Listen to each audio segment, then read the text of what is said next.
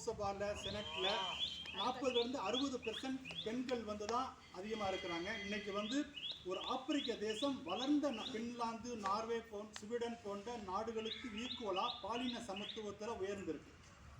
அது ஒரு பெண்களுக்கு முக்கியத்துவம் கொடுக்காத ஒரு கண்ட்ரி அப்படின்னு பார்த்தீங்கன்னா ஆப்கானிஸ்தான். இன்னைக்கு அந்த நாடு என்ன நிலைமையில் இருக்குது அப்படிங்கிற நம்ம எல்லாரும் அறிஞ்சிருக்கிறோம். அது மாத்திரம் இல்லை, கடந்த ஒரு 4 வருஷத்துக்கு முன்னாடி கொரோனா ஒரு பாதிப்பு நமக்கு ஏற்பட்டுச்சு.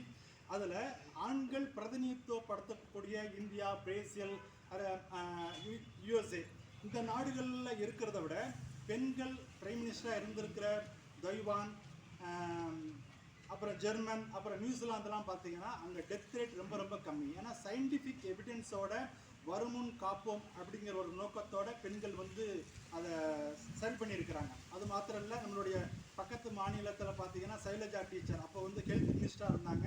ரொம்ப எக்ஸலண்ட்டாக வந்து ஹேண்டில் பண்ணாங்க நம்மளுடைய. ஆனால் ஒரு பெண்களுக்கு சமூகம்ங்கிறது ஒரு தனி மனுஷனை சார்ந்து இருக்குது.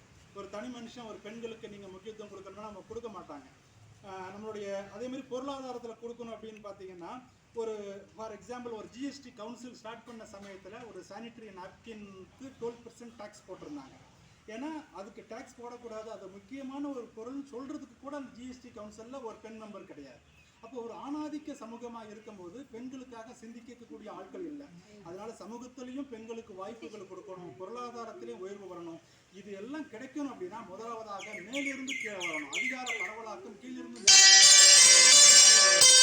அவங்களுக்கு வந்து இன்னைக்கு ஒரு 33% அவங்களுக்கு வந்து பெண்களுக்கு கொடுக்கணும்னு சொல்றாங்க. அது வந்து ஒரு 33% என்ன கிரிட்டேரியால அவங்க சூஸ் பண்ணாங்கன்னு தெரியாது.